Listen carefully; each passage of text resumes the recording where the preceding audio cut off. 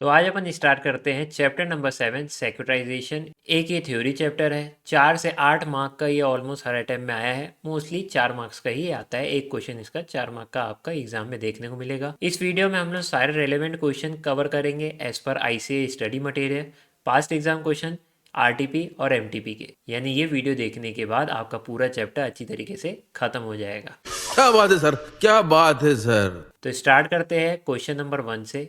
Primary participant और secondary participant सेक्युरिटाइजेशन process में जो रहते हैं उसके बारे में बताएं। आरटीपी 2018 का क्वेश्चन है ये। पार्टिसिपेंट्स जो रहते हैं वो काफ़ी ज़्यादा इंपॉर्टेंट रहते हैं सेक्युरिटाइजेशन प्रोसेस को सक्सेसफुल बनाने के लिए। तो उनके दोनों के डिस्कस करें यहाँ पर रोल। ये पास्ट एग्जाम क्वेश्चन है। सेकेंडरी पार्टिसिपेंट का इन्वॉल्वमेंट क्या रहता है सेक्युरिटाइजेशन प्रोसेस में, इसके बारे में डिस्कस करें। आरटीपी 2021 और एमटीपी 2023 का ये क्वेश्चन है। तो चारों क्वेश्चन बहुत ही ज़्यादा सिमिलर है। कुल मिला के हमें बताना क्या है कि primary participant and secondary participant कौन कौन रहते हैं सेक्युरिटाइजेशन प्रोसेस में और उनके क्या काम रहता है वो हमें इस आंसर में बताना है। तो पूरे सेक्युरिटाइजेशन प्रोसेस को इस डायग्राम के थ्रू आपको समझाया गया है और प्राइमरी एंड सेकेंडरी पार्टिसिपेंट भी आपको इसी डायग्राम के थ्रू समझ में आ जाएगा। यूजुअली ये टॉपिक बच्चों को बहुत ज़्यादा टफ लगता है। ये थ्योरी जो है थोड़ी कम समझ में आती है। तो मैं आपको बहुत ही ज़्यादा इजी लैंग्वेज में इसको समझाऊंगा, बहुत ही ज़्यादा इजी एग्जांपल लेके, ताकि आपको क्लैरिटी अच्छी बैठ जाए। तो सबसे पहले बात करते हैं, ये जितने येलो वाली पार्टी है ये है हमारे प्राइमरी पार्टिसिपेंट और जितनी ये ग्रीन वाली पार्टी है ये सारे हमारे सेकेंडरी पार्टिसिपेंट। तो सेक्युरिटाइजेशन प्रोसेस जो है वो स्टार्ट होता है ओरिजिनेटर से। ओरिजिनेटर कौन है? जो लोन प्रोवाइड कर रहा है। जैसे हमारी फाइनेंशियल इंस्टीट्यूशन लाइक बैंक, ये लोग लोन प्रोवाइड करते हैं। किन को प्रोवाइड कर रहे हैं? तो ये लोन प्रोवाइड करते हैं ऑब्लिगर्स को। ऑब्लिगर्स कौन है? जो लोन ले रहे हैं। तो ये हो गए हमारी सेकेंड पार्टी ऑब्लिगर्स।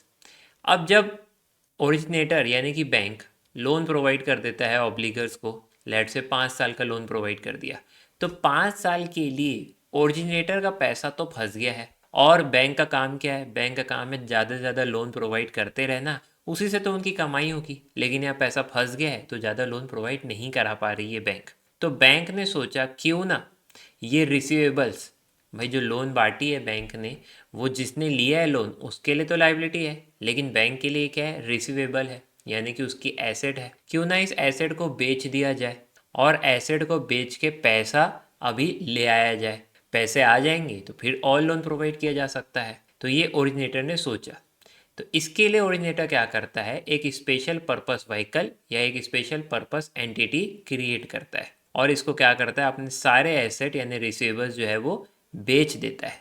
बदले में ओरिजिनेटर को हाथों हाथ पैसे मिल जाते हैं। देन अगेन ये क्या कर सकता है? फर्दर लोन बांटने का काम कर सकता है। नाउ एसपीवी यानी कि स्पेशल पर्पस एंटिटी क्या करती है?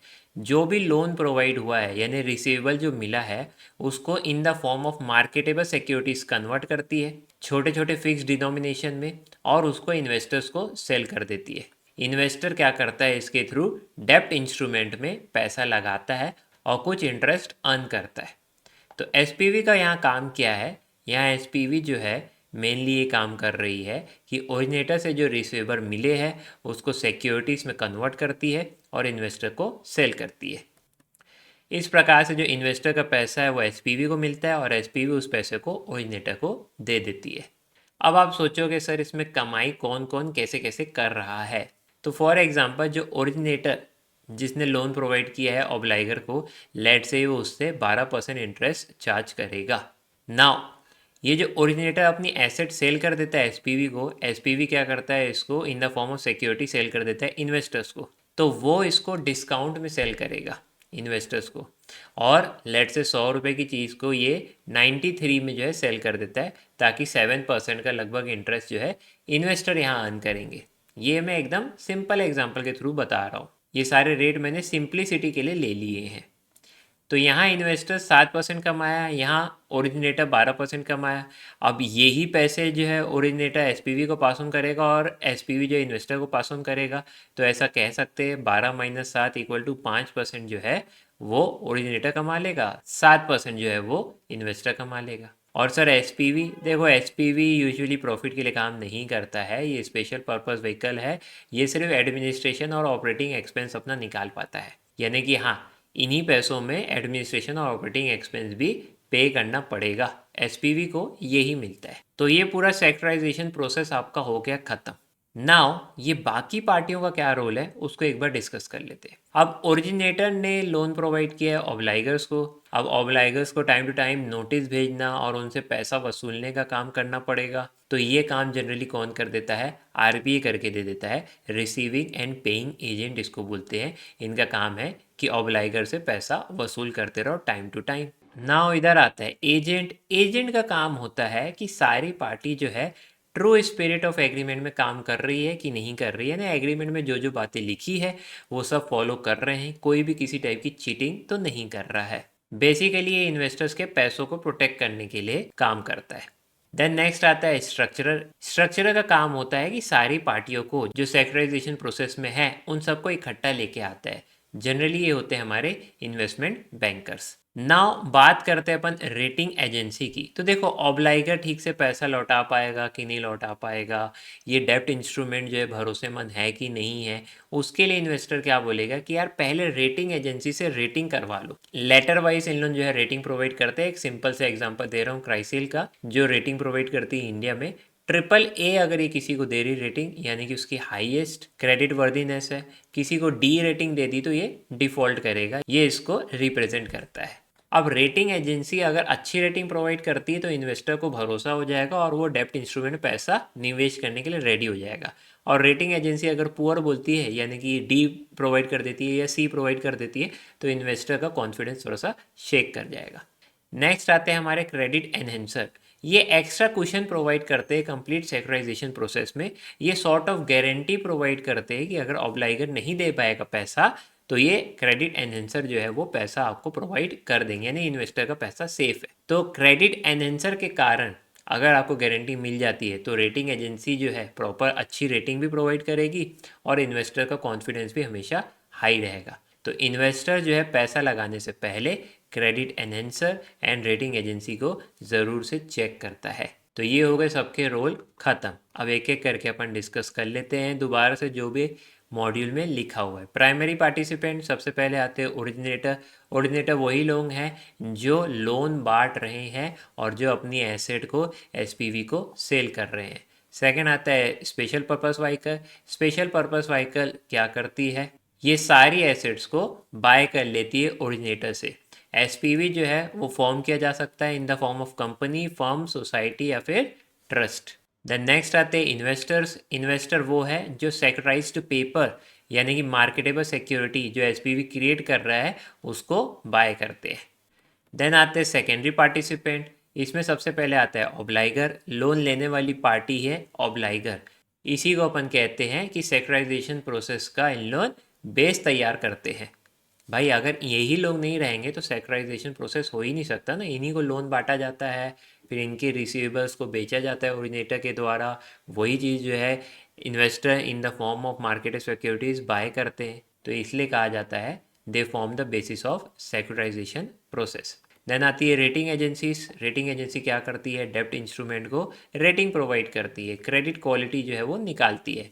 यहाँ पे मैंने लिखा है, ये क्राइसिल का लिखा है मैंने, ट्रिपल ए दे रही है तो बेस्ट है, डी दे रही है तो वर्स्ट है, यानी कि डिफॉल्ट हो सकता है। देन नेक्स्ट आता है RPA, receiving end paying agent. इनका काम होता है कि ये पेमेंट जो है वो इकट्ठा करे किससे? ऑब्लाइगर से, और किसको पास ऑन कर दे? एसपीवी को दे दे। और अगर कोई भी बोरोवर डिफॉल्ट करता है तो उसके अगेंस्ट एप्रोप्रिएट लीगल एक्शन भी ये आरपीए लेते हैं। देन नेक्स्ट आते हैं एजेंट एंड ट्रस्टी। इन लोग ओवरऑल देखते हैं कि ट्रू स्पिरिट या टर्म्स ऑफ एग्रीमेंट फॉलो किया जा रहा है कि नहीं किया जा रहा है सारी पार्टी के द्वारा। जनरली इन्वेस्टर्स के पैसों को प्रोटेक्ट करने के लिए बनाया जाता है। नेक्स्ट आते हैं आपके क्रेडिट एनहेंसर। इन लोग एडिशनल कंफर्ट प्रोवाइड करते हैं, यानी कि इन लोग सॉर्ट ऑफ गारंटी प्रोवाइड करते हैं। अगर बोरोवर पैसे नहीं चुका पाएगा, अगर डिफॉल्ट कर देता है तो they will provide the money. Next आता है आपका स्ट्रक्चरर। स्ट्रक्चरर वो पर्सन है जो सारी पार्टियों को एक साथ लेकर आता है ताकि सेक्युराइजेशन प्रोसेस को कंप्लीट किया जा सके। जनरली ये इन्वेस्टमेंट बैंकर्स होते हैं। ये लोग ये भी मेक श्योर करते हैं कि सारे legal formalities, regulatory requirement, accounting and tax loss proper तरीके से फॉलो हो। तो देखो इसी के साथ आपका प्राइमरी पार्टिसिपेंट सेकेंडरी पार्टिसिपेंट भी खत्म हुआ और सॉर्ट ऑफ अब एक बार आप सेक्टराइजेशन प्रोसेस भी पूरी अच्छी तरीके से समझ गए हैं। इसी आंसर को आप एक दो बार और सुन लेना, यही फॉर्म करते हैं आपका बेस। लगभग 5-6 आंसर तक यही बेस आपको याद रहना चाहिए, उसी से ही आपके बाकी आंसर्स भी बन जाएंगे, जैसे फीचर्स क्या है सेक्टराइजेशन प्रोसेस के, मेरिट्स क्या है, बेनिफिट्स क्या है, प्रॉब्लम्स क्या है, ये सब का बेस यही है, यही आंसर है। तो इसको एक बार और आप वापस से सुन लेना है। अब एक बात और मैं ऐड कर देता हूँ। देखो ये जो ऑब्लाइगर टाइम टू टाइम पेमेंट देते जाएगा, वही पैसा जो है आप इन्वेस्टर्स को वापस करते जाओगे। तो ऑब्लाइगर अगर पैसा खाता है तो इन्वेस्टर की इन्वेस्टमेंट भी डूब सकती है। इट मीन्स इन्वेस्टर्स कमाएगा कि नहीं कमाएगा डिपेंड करेगा कि ऑब्लिगर टाइम टू टाइम पेमेंट कर रहा है कि नहीं कर रहा है। ये मैंने आपको एडिशनल इन्फॉर्मेशन दे दी, आगे आने वाले आंसर में आपको काम आएगा। तो नेक्स्ट क्वेश्चन स्टार्ट करते हैं। सेक्टराइजेशन प्रोसेस के फीचर्स अपने को बताने हैं। पास्ट एग्जाम क्वेश्चन भी है ये, एमटीपी 2023 का भी एक क्वेश्चन है। इसी की जैसे एक और क्वेश्चन है कि process of securitisation can be viewed as process of creation of additional financial product of securities in the market backed by collaterals, what are the other features describe. तो कुल मिला के सेक्टराइजेशन प्रोसेस का इसने एक फीचर बताया, बोल रहा है अदर फीचर्स आपको बताने हैं। एक और क्वेश्चन है कि बंडलिंग एंड अनबंडलिंग जो है वो सिर्फ फीचर्स नहीं होते सेक्टराइजेशन के, और फीचर्स भी होते हैं, तो आपको दूसरे फीचर्स एक्सप्लेन करने हैं। ये भी एमटीपी 2023 का क्वेश्चन है। तो देखो सेक्टराइजेशन प्रोसेस में हुआ क्या था, इलिक्विड फाइनेंशियल एसेट था, लोन जो बांटे थे उसको क्या किया एसपीवी ने, मार्केटेबल सिक्योरिटीज में कन्वर्ट कर दिया और इन्वेस्टर से पैसा लेके आ गया तो ओरिजिनेटर को दे दिया था। तो कुल मिला के सेक्टराइजेशन प्रोसेस में मैं कह सकता हूँ कि इलिक्विड फाइनेंशियल एसेट को मार्केटेबल सिक्योरिटीज में कन्वर्ट किया जाता है।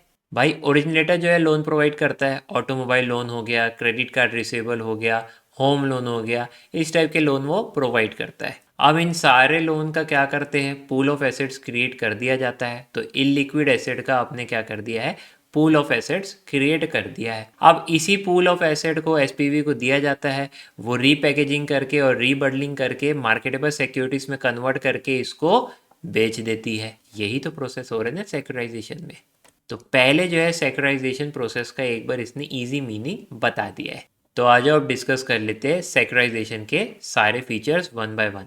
सबसे पहला आ रहा है क्रिएशन ऑफ फाइनेंशियल इंस्ट्रूमेंट, यानी additional financial product marketable securities जो है वो क्रिएट की जा रही है। और हाँ देखो ऑब्लाइगर जो भी लोन लेता है उसके बदले कुछ ना कुछ गिरवी रखता है, तो एक ऐसा इंस्ट्रूमेंट है जो बैक्ड बाय कोलेटरल है। कोलेटरल यानी कि जो चीज़ गिरवी रहती है। तो ऐसा नहीं कि पूरा पैसा ही डूब जाएगा इन्वेस्टर्स का, अगर बोरोवर पैसे खा लेता है तो भाई उसकी कोलेटरल को यूज़ किया जाएगा और पहले वहाँ से जितना पैसा हो सके उतना वसूल किया जाएगा।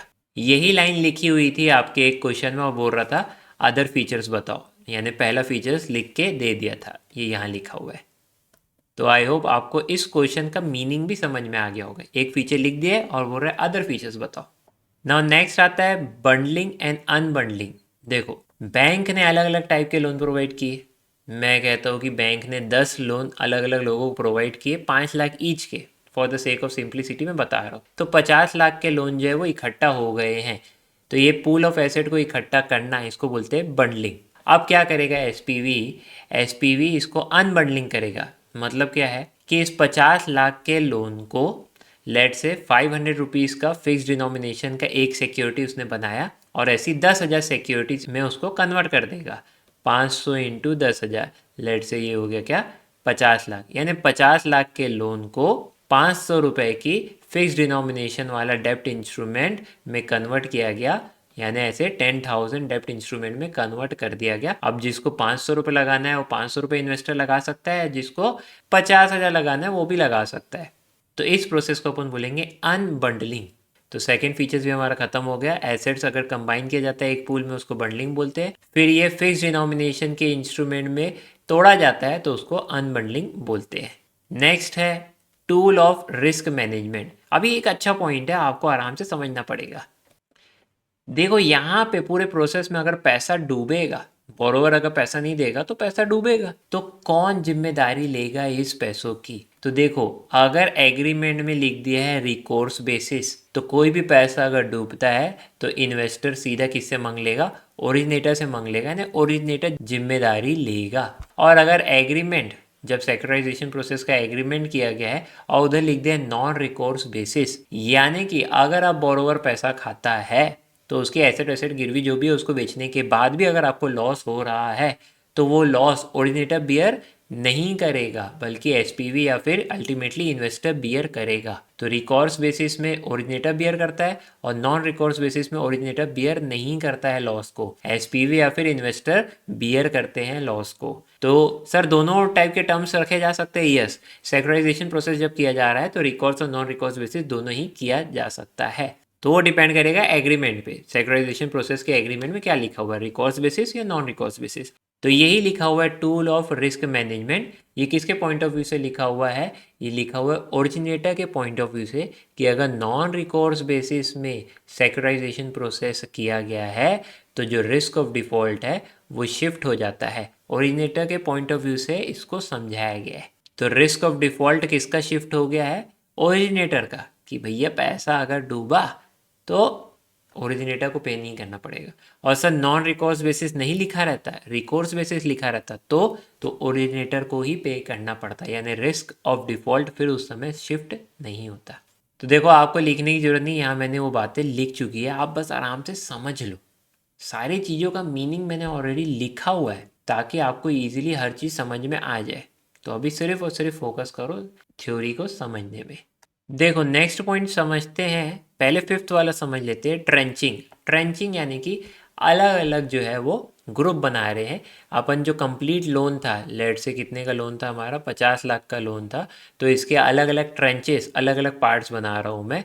For example high risk high return वाला जो है अलग ग्रुप बना दिया, वो 25 लाख के थे, और लो रिस्क लो रिटर्न वाले 25 लाख के लोन थे, उसको मैंने सेपरेट बना दिया। तो इसको बोलते हैं ट्रेंचेस क्रिएट करना, रिस्क एंड रिटर्न के हिसाब से अलग अलग ट्रेंचेस क्रिएट करना। देखो अगर हाई क्रेडिट रेटिंग मिलती है तो वहाँ पे रिस्क कम है, तो उसके बदले जो है एसपीवी आपको कम रिटर्न भी प्रोवाइड करता है इन्वेस्टर्स को। तो लो रिस्क लो रिटर्न वाले जो इन्वेस्टर्स रहेंगे वो इस ट्रेंच में पैसा लगा सकते हैं, हाई रिस्क हाई रिटर्न वाले जो रहेंगे वो जिसकी क्रेडिट रेटिंग कम है उन पे लगाया जा सकता है। तो ट्रेंचेस यानी डिफरेंट ग्रुप में बांट देना। देन आती है होमोजिनिटी। होमोजिनिटी क्या है कि सारे सिक्योरिटीज़ जो भी इशू की जा रही है वो होमोजीनियस नेचर है, यानी कि एक जैसी है, रिस्क रिवॉर्ड पीरियड सब सेम रहेगा, चाहे उस पर कोई 500 रुपये लगाया या कोई 50,000 लगाया है, दोनों का रिस्क एंड रिवॉर्ड जो है सेम रहेगा।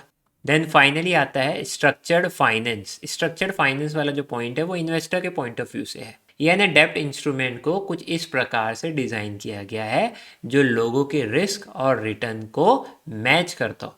कोई ऐसा इन्वेस्टर जो ज़्यादा रिस्क लेना चाहता है ज़्यादा रिटर्न कमाने के लिए, तो उसके लिए अलग ट्रेंचेस बनाए गए हैं, और जो लोग लो रिस्क लेना चाहते हैं लो रिटर्न पे, उसके लिए अलग ट्रेंचेस बनाए गए हैं। तो ये एक ऐसा स्ट्रक्चर्ड फाइनेंस है जो हर टाइप के इन्वेस्टर्स की नीड को सेटिस्फाई करने के लिए बनाया गया है। क्वाइट सिमिलर पॉइंट है, इसलिए मैंने चौथा पांचवा छठवा आपको एक साथ बता दिया। देखो कंप्लीट पूल ऑफ एसेट को तोड़ना अलग अलग ग्रुप्स में, उसको ट्रेंचिंग बोलेंगे। फिर जो पर्टिकुलर ग्रुप में जितने लोग इन्वेस्ट कर रहे हैं उनके साथ same risk same reward same period सब कुछ सेम रहेगा, उसको होमोजिनिटी बोलते हैं। और स्ट्रक्चर्ड फाइनेंस इसलिए नाम दिया गया है कि हर टाइप के इन्वेस्टर, लो रिस्क लो रिटर्न वाले और हाई रिस्क हाई रिटर्न वाले, सारे इन्वेस्टर की नीड को सेटिस्फाई करने के लिए अलग अलग ट्रेंचेस में अलग अलग डेब्ट इंस्ट्रूमेंट बनाए गए हैं, वो जिसमें चाहे निवेश कर सकते हैं। तो ये भी हो गया हमारा टॉपिक खत्म। तो सेक्युरिटाइजेशन प्रोसेस जो है एक ही टाइप से चलेगा ऐसा मत सोच लेना, कभी वहाँ पे रिकॉर्स बेसिस रहता है यानी रिस्क ऑफ डिफॉल्ट जो है वो ओरिजिनेटर का रहेगा, और कहीं पे वहाँ पे नॉन रिकॉर्स बेसिस रहता है यानी रिस्क ऑफ डिफॉल्ट वहाँ पे शिफ्ट हो जाएगा, एसपीवी या इन्वेस्टर का रह जाएगा। हाँ ये वो रिस्क है कि मान लेते हैं कोई ऑब्लिगर अपना 10 लाख पेमेंट नहीं कर रहा है, तो पूरे 10 लाख आपके नहीं डूबेंगे, क्योंकि कोई ना कोई एसेट जो है वो कोलेटरल है उस ऑब्लाइगर की। लेट से 7 लाख की एसेट जो है कोलेटरल में, तो 7 लाख आपको मिल जाएंगे उस एसेट को बेच के, 3 लाख रुपए आपके डूब गए, ऐसा अपन कह सकते हैं। तो ये मत समझ लेना कि यार एक ही टाइप की सेक्युरिटाइजेशन होगी, उसमें भी काफ़ी टाइप की वेराइटीज़ हो सकती है। तो दिमाग को एकदम रिजिड मत बना देना, बस सब चीज़ की मीनिंग आपको पता होनी चाहिए, ये दिमाग में लेके चलना है। नाउ नेक्स्ट क्वेश्चन स्टार्ट होता है question number 3, steps involve in mechanism of securitisation. अब आप बोलोगे सर हमने ऑलमोस्ट सारे स्टेप्स तो कवर कर ही दिए, बस इसको प्रेजेंट अब अच्छी तरीके से करेगा, अच्छी भाषा में आपको समझाया जाएगा। आरटीपी 2020 का, मई 2018 और मई 2019 का ये क्वेश्चन है। तो इसके आंसर में आपको कोई नई चीज़ नहीं मिलने वाली है, वही वही बातें लिखी हुई है, बस प्रॉपर तरीके से प्रेजेंट किया है, एक एक करके सुनते जाओ और उसको याद करने की कोशिश करो। अच्छा, इस टाइप के आंसर में जब भी फीचर्स आता है, मेरिट्स डिमेरिट्स वगैरह आता है, प्रॉब्लम्स आती है, तो सबसे पहले आपको साइड हेडिंग याद होनी चाहिए। ये जो लिखी ना साइड हेडिंग, ये रटी हुई नहीं चाहिए, और फिर उसका मीनिंग एक एक लाइन में आपको एक्सप्लेन करना है। साइड हेडिंग आपकी रटी हुई है, उसको आपने एज इट इज़ उतार दिया, तो आधा काम तो आपका ऐसे ही हो गया है। जो आंसर चेक करते हैं वो सबसे पहले साइड हेडिंग चेक करते हैं, अगर वो आपने प्रॉपर लिख दी तो जो चेकर है वो इम्प्रेस हो जाएगा। फिर अंदर की लाइन आपको सही मीनिंग अगर आप लिख के आ जाते हैं तो आपको पूरे नंबर लगभग मिल जाएंगे। थ्योरी में ऐसा नहीं कि नंबर नहीं मिलते, मिल जाते हैं, बस ये है कि अपन आंसर अपने हिसाब से लिख देते हैं। तो अपने हिसाब से नहीं लिखना है, ऐसे मॉड्यूल में दिया हुआ है साइड हेडिंग, तो उसके अकॉर्डिंग आपको साइड हेडिंग लिखनी पड़ेगी। साइड हेडिंग जो है बहुत ज़्यादा इंपॉर्टेंट होती है। तो आंसर को प्रेजेंट कैसे करते हैं उस पर डिपेंड करता है कि आपको कितने नंबर मिल रहे हैं। ये याद रखना हमेशा, हर सब्जेक्ट में, सीए फाइनल में, हर थ्योरी आंसर में ऐसे ही है। जहाँ पे आपको साइड हेडिंग लिखिए या कीवर्ड्स लिखे मॉड्यूल में, वो आपको लिख के आने ही पड़ेंगे, उसी से ही आपको नंबर मिलेगा। उसके जैसा कुछ लिख के आ गए, साइड हेडिंग मैच नहीं हुई, नंबर नहीं मिलेगा, भले आपने सही भी लिखा हो। हमारे यहाँ ऐसा ही होता है। तो स्टार्ट करते हैं अपना answer. Steps involve in mechanism of securitisation. सबसे पहले creation of pool of assets, अलग अलग टाइप के जो आपने लोन प्रोवाइड किए, लेट से कार लोन या होम लोन, उन सबको क्या कर दो, उसका पूल ऑफ एसेट्स जो है बना दो, और फिर उनका पूल ऑफ एसेट इकट्ठा बना दिए। अब क्या करना है, एसपीवी को ट्रांसफर कर देना है सारे रिसीवेबल। थर्ड स्टेप क्या है, एसपीवी क्या करेगा, डिफरेंट डिफरेंट ट्रेंचेस बनाएगा और डिफरेंट डिफरेंट इंस्ट्रूमेंट बनाएगा फिक्स डिनोमिनेशन के, और इन्वेस्टर्स को उसको वो सेल कर देगा। फिक्स डिनोमिनेशन के जो अलग अलग डेप्ट इंस्ट्रूमेंट रहेंगे उनमें अलग अलग रिस्क इन्वॉल्व रहेगा, अलग अलग इंटरेस्ट प्रोवाइड करेंगे। जैसे अपन देखे थे ना, लो रिस्क और लो रिटर्न वाले ट्रेंचेस अलग होंगे, हाई रिस्क हाई रिटर्न वाले ट्रेंचेस अलग बनाए गए हैं। तो उसके अकॉर्डिंग वो क्या करता है, एसपीवी सेक्युरिटाइज्ड पेपर्स यानी कि डेप्ट इंस्ट्रूमेंट तैयार करता है। अब डेप्ट इंस्ट्रूमेंट कितने टाइप के हो सकते हैं, तो बेसिकली 3 टाइप के हो सकते हैं। एक pass through security, pass through certificate, and एक और है स्ट्रिप्ड सिक्योरिटीज। तीनों के बारे में हम लोग डिस्कस करेंगे, आगे एक क्वेश्चन ही है सेपरेट, तो वहां पे अपन तीनों टाइप के इंस्ट्रूमेंट के बारे में डिस्कस करेंगे। देन नेक्स्ट क्या है, एडमिनिस्ट्रेशन ऑफ एसेट्स। तो भाई जो ऑब्लाइगर्स को आपने बेचे हैं, लोन दिए हैं, लोन प्रोवाइड किए हैं, उनसे प्रिंसिपल और इंटरेस्ट टाइम टू टाइम आपको कलेक्ट करना है। तो एसपीवी बोलता है भाई ओरिजिनेटर तुम कलेक्ट करके दो। ओरिजिनेटर खुद भी ये काम कर सकता है, या मैंने ऊपर बताया था आरपीए को भी रख सकता है इस काम को करने के लिए। आरपीए को अपॉइंट करोगे तो वो बदले में कुछ फीस चार्ज करेगा। देन नेक्स्ट आता है रिकोर्स टू ओरिजिनेटर। इसका मतलब है हमको पता है, अगर सर रिकोर्स बेसिस में सेक्टराइजेशन प्रोसेस किया जाता है, तो अगर बोरोवर डिफॉल्ट करेगा तो उसका पूरा पैसा कौन भर के देगा, ओरिजिनेटर पे करेगा। इन्वेस्टर का कोई भी इसमें लॉस नहीं होगा, यानी इन्वेस्टर्स को पूरे पैसे मिल जाएंगे। Next, repayment of fund. भाई एसपीवी ने क्या किया था, अलग अलग डेप्ट इंस्ट्रूमेंट सेल किए थे इन्वेस्टर्स को, तो उसने बोला था लेट से हमारे एग्जांपल में कि 7% इंटरेस्ट प्रोवाइड करेगा, तो principal and interest time to time आपको पे करने हैं जितने भी इन्वेस्टर्स हैं। ये वही पॉइंट है। एंड फाइनली लिखा हुआ है क्रेडिट रेटिंग टू इंस्ट्रूमेंट। डेप्ट इंस्ट्रूमेंट को अलग अलग क्रेडिट रेटिंग प्रोवाइड की जाती है, ऊपर ऑलरेडी डिस्कस कर चुके हैं। AAA, C, D अलग अलग क्रेडिट रेटिंग प्रोवाइड की जाती है रिस्क को मद्देनजर रखते हुए। ज़्यादा रिस्की है तो D प्रोवाइड कर दिया जाएगा, C प्रोवाइड कर दिया जाएगा। कम रिस्की है या रिस्की है ही नहीं, हाई क्रेडिट वर्दीनेस है, तो AAA, AA ये सब जो है रेटिंग डेप्ट इंस्ट्रूमेंट के ऊपर प्रोवाइड कर दी जाएगी। तो देखो इसी के साथ ये आंसर होता है समाप्त। काफ़ी इजी लगा होगा ये आंसर, अगर आपने सारी बातें ऑलरेडी ऊपर की समझ चुकी हैं तो ये तो सिर्फ आपको एक बार देखना पड़ेगा और साइड हेडिंग रटनी पड़ेगी, बाकी आपने सब कुछ पढ़ चुका है। Next quite similar question, benefits of securitisation. ये भी सेम ऊपर जो हमने ऑलरेडी पढ़ चुका है उसको ध्यान में रखेंगे तो ये सारे पॉइंट्स आपको एक एक करके समझ में आ जाएंगे। अच्छा, बेनिफिट्स ऑफ सेक्युराइजेशन प्रोसेस बताना है ओरिजिनेटर के पॉइंट ऑफ व्यू से, यानी लोन बांटने वाली बैंक के पॉइंट ऑफ व्यू से, और इन्वेस्टर के पॉइंट ऑफ व्यू से जो पैसा लगा रहा है डेप्ट इंस्ट्रूमेंट में, उसके पॉइंट ऑफ व्यू से आपको बेनिफिट्स बताने हैं। पास्ट एग्जाम क्वेश्चन है ये, एमटीपी 2023 का भी क्वेश्चन है। इसकी जैसे एक और सिमिलर क्वेश्चन है, बेनिफिट्स ऑफ सेक्युरिटाइजेशन बताना है आपको from the point of view of originator, RTP 2019 का ये क्वेश्चन है। सो ओरिजिनेटर के पॉइंट ऑफ व्यू से समझते हैं कि क्या क्या बेनिफिट्स है सेक्युरिटाइजेशन के। सबसे पहला है ऑफ बैलेंस शीट फाइनेंसिंग। देखो एसेट्स यानी कि रिसीवर्स के बदले आपको क्या मिल जाता है, यहाँ पे कैश मिल जा रहा है, साथ ही साथ लिक्विडिटी आपकी इंप्रूव हो जा रही है, जिसकी वजह से आप अपने बिजनेस को भी एक्सपांड कर सकते हो। यानी कि एसेट गई और उसके बदले आपके पास कैश मिल गया, यानी कि रिसीवर्स गए बैलेंस शीट से और उसके बदले आपको कैश मिल गया। लेकिन इसमें एक ये डिसएडवांटेज भी है। फॉर एग्जाम्पल कोई बैलेंस शीट को रीड कर रहा है तो बैलेंस शीट में तो यही दिखेगा कि भाई पहले रिसीवर्स थे उसके बदले कैश आ गया। लेकिन अगर रिकोर्स बेसिस में गया है और अगर बोरोवर्स फ्यूचर में पैसा खा जाते हैं यानी कि डिफॉल्ट कर जाते हैं, तब वो पैसा ओरिजिनेटर को पे करना पड़ेगा। तो इस टाइप की पेमेंट फ्यूचर में अराइज कर सकती है। ये बैलेंस शीट को देख के तो समझ ही नहीं आएगा नॉर्मल लोगों को। सेकेंड है मोर स्पेशलाइजेशन इन मेन बिजनेस। देखो सो बेसिकली ओरिजिनेटर यहाँ पे क्या कर रहा है, अपने रिसीवर्स को बेच के पैसे ले रहा है एसपीवी से। अब वापिस से पैसे आ गए, वापिस से अब वो क्या कर सकता है, ज़्यादा से ज़्यादा लोन बांट सकता है। यानी कि ओरिजिनेटर अपने कोर बिजनेस में ज़्यादा फोकस कर सकता है, ज़्यादा से ज़्यादा लोन वो बांटते रहेगा। अच्छा एक और चीज़, अगर नॉन रिकोर्स अरेंजमेंट में सेक्युरिटाइजेशन प्रोसेस को किया गया है तब तो और बढ़िया है, बर्डन ऑफ डिफॉल्ट भी क्या हो जाएगा, शिफ्ट हो जाएगा। यानी यदि ऑब्लिगर्स पैसा खाते भी हैं तो बर्डन ओरिजिनेटर के ऊपर नहीं रहेगा नॉन रिकोर्स अरेंजमेंट में। नेक्स्ट पॉइंट है helps to improve financial ratio. यहाँ कौन से फाइनेंशियल रेशियो की बात हो रही है वो पहले आप समझ लो। तो capital to weighted asset ratio की यहाँ पे बात हो रही है।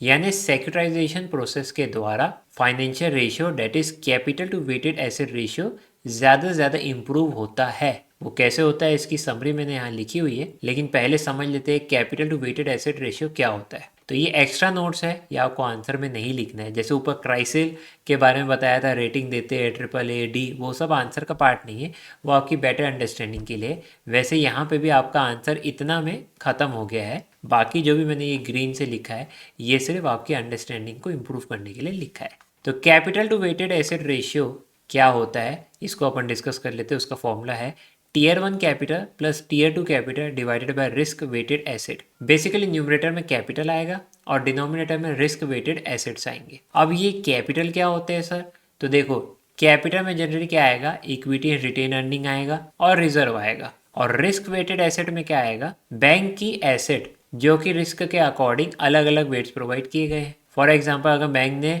लोन दिया है गवर्नमेंट को तो वो लेस रिस्की है क्योंकि गवर्नमेंट थोड़ी पैसा खाएगी, और अगर बिजनेसमैन को लोन दिया है तो वो रिलेटिवली ज़्यादा रिस्की है। तो हो क्या रहा है, ओरिजिनेटर ने लोन दिया और लोन यानी रिसीवर है बैंक के लिए, ओरिजिनेटर के लिए, रिसीवर आपने सेल कर दिया, उसके बदले आपका कैश आ गया।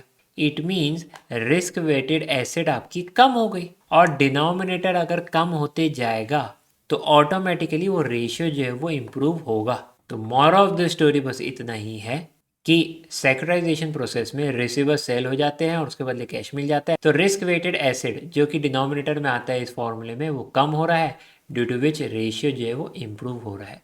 आपको बस इतना ही लिख के आना है। नेक्स्ट आता है क्या, रिड्यूस्ड बोरोइंग कॉस्ट। देखो जितने भी डेप्ट इंस्ट्रूमेंट होते हैं उसके ऊपर क्रेडिट रेटिंग होती है प्लस क्रेडिट एनहांसमेंट होता है। तो इसकी वजह से क्या होता है ना, अगर अच्छी रेटिंग प्रोवाइड की गई है और क्रेडिट एनहांसर भी है जो कि एक हिसाब से गारंटी ले लेता है, जनरली क्रेडिट एनहांसर जो है वो आपका बैंक ही होता है, तो इन्वेस्टर का कॉन्फिडेंस इंक्रीज हो जाता है और इन्वेस्टर वहाँ पे पैसा लगाने के लिए रेडी हो जाते हैं, वो भी कम रेट ऑफ इंटरेस्ट में भी रेडी हो जाते हैं। हैंस मैं ऐसा कह सकता हूँ कि बोरोइंग कॉस्ट जो है वो रेड्यूस हो जाता है यदि अच्छी रेटिंग प्रोवाइड की गई है प्लस क्रेडिट एनहांसमेंट प्रोवाइड किया गया है। तो यहीं पे यही बात लिखी हुई है कि क्रेडिट एनहांसमेंट की वजह से जो रेट ऑफ डेप्ट है वो रिड्यूस्ड हो जाता है और इसकी वजह से ओरिजिनेटर जो है वो अर्न कर लेता है spread. More of the story कि ओरिजिनेटर को इंटरेस्ट कम देना पड़ता है क्रेडिट एनहांसमेंट की वजह से। तो ये हो गया बेनिफिट्स ओरिजिनेटर के पॉइंट ऑफ व्यू से। अब इन्वेस्टर के पॉइंट ऑफ व्यू से बेनिफिट समझते हैं। सबसे पहले है डाइवर्सिफिकेशन ऑफ रिस्क। देखो पोर्टफोलियो में अपन पढ़ते हैं ना कि अलग अलग जगह आपको इन्वेस्ट करना है, जिससे आपका रिस्क भी जो है वो रिड्यूस हो जाता है। तो हैंस एक और इंस्ट्रूमेंट मिल गया इन्वेस्टर को पैसा इन्वेस्ट करने के लिए, ड्यू टू विच उनका पोर्टफोलियो भी डाइवर्सिफाई हो जाएगा और रिस्क भी रिड्यूस हो जाएगा। सेकेंड पढ़ने से पहले थर्ड पढ़ लेते हैं, ये रिलेटिवली ज़्यादा ईजी है। Protection against default. अब मैंने ऑलरेडी ये एक्सप्लेन कर चुका है, अगर रिकोर्स बेसिस में सेक्युराइजेशन प्रोसेस होता है तो अगर बोरोवर पैसे खाता भी है तो इन्वेस्टर के पैसे नहीं लगेंगे, उसको लॉस नहीं होगा, ओरिजिनेटर जो है वो पैसे दे देगा। ये सेम पॉइंट अपन ऊपर ऑलरेडी डिस्कस कर चुके हैं। इसके अलावा इंश्योरेंस अरेंजमेंट भी होता है जो कंपनसेट कर देते हैं अगर कोई भी डिफॉल्ट होगा तो बोरोवर्स की तरफ से, तो इन्वेस्टर का पैसा सेफ है। नेक्स्ट आता है रेगुलेटरी रिक्वायरमेंट। अब आपको ये समझना पड़ेगा, इन्वेस्टर जो होता है वो इंडिविजुअल भी हो सकते हैं जैसे हम जैसे लोग, दूसरे इन्वेस्टर जो है वो इंस्टीट्यूशनल भी हो सकते हैं जैसे म्यूचुअल फंड कंपनी हो गई, दूसरे बैंक्स हो गए, वो भी इन्वेस्टर हो सकते हैं। तो यहाँ पे ये पॉइंट को समझाया गया है कि जब कोई दूसरा बैंक एज एन इन्वेस्टर जो है वो इन्वेस्ट कर रहा है इस डेप्ट इंस्ट्रूमेंट में, नाउ गवर्नमेंट क्या करती है, रेगुलेशन लगा के रखी है बैंकों के ऊपर कि आपको माइक्रो इंडस्ट्रीज़ में इन्वेस्टमेंट करना पड़ेगा ताकि माइक्रो इंडस्ट्रीज़ को सपोर्ट किया जा सके, जैसे कि ईवी इंडस्ट्रीज़ वगैरह हो गई। तो ये बैंक क्या करती है, लेट्स एग्जांपल कोई एक बैंक है, लेट्स से एक्सिस बैंक, इन लोगों ने लोन प्रोवाइड कर दिया है लेट से ईवी इंडस्ट्रीज को, तो इनके ऑब्लाइगर्स कौन हो गए, ये माइक्रो इंडस्ट्रीज हो गई। अब एक्सिस बैंक ने ही डेप्ट इंस्ट्रूमेंट थ्रू एसपीवी जो है इशू करवाए हैं और एचडीएफसी के ऊपर जो है गवर्नमेंट रेगुलेशन लगी हुई है कि आपको ईवी सेक्टर्स पे भी कंट्रीब्यूट करना है, तो वो डायरेक्टली तो नहीं कर पाई लोन बांट के, पर यहाँ पे डेप्ट इंस्ट्रूमेंट बाय करके एचडीएफसी इस रेगुलेशन को पूरा कर सकती है। यहाँ पे वही बात लिखी हुई है, लोन टू माइक्रो इंडस्ट्री वाले रिसीवेबल में अगर दूसरी बैंक एज इन्वेस्टर इन्वेस्ट करती है तो गवर्नमेंट के रेगुलेशन का वो पालन कर देती है, क्योंकि गवर्नमेंट चाहती है बैंकों को कि वो इन्वेस्ट करे सर्टेन माइक्रो इंडस्ट्री में to support their business. In short आपको माइक्रो इंडस्ट्री को लोन प्रोवाइड करना है एज अ बैंक अगर आप हो तो, और अगर आप लोन प्रोवाइड डायरेक्टली नहीं कर रहे हैं तो जिस बैंक ने लोन प्रोवाइड किया हुआ है ऑलरेडी उसके अगर आप डेप्ट इंस्ट्रूमेंट बाय कर लेते हैं तो इनडायरेक्टली आप क्या कर रहे हैं, उस माइक्रो इंडस्ट्री को सपोर्ट ही कर रहे हैं। तो इससे भी आपकी जो गवर्नमेंट की रेगुलेशन है वो कंप्लीट हो जाती है। आई होप मैं आपको बहुत ही ज़्यादा ईजी एग्जाम्पल में समझाया हूँ, समझ में आ गया होगा। नाउ नेक्स्ट क्वेश्चन आता है कि मेन प्रॉब्लम्स क्या फेस कर रहे हैं सेक्युलराइजेशन इन इंडिया में। स्टडी मटेरियल का क्वेश्चन है तो एक इंपॉर्टेंट क्वेश्चन मार्क करके रख सकते हैं इसको अपन। इसी के जैसा दो क्वेश्चन और है, इसको आप रीड कर लेंगे।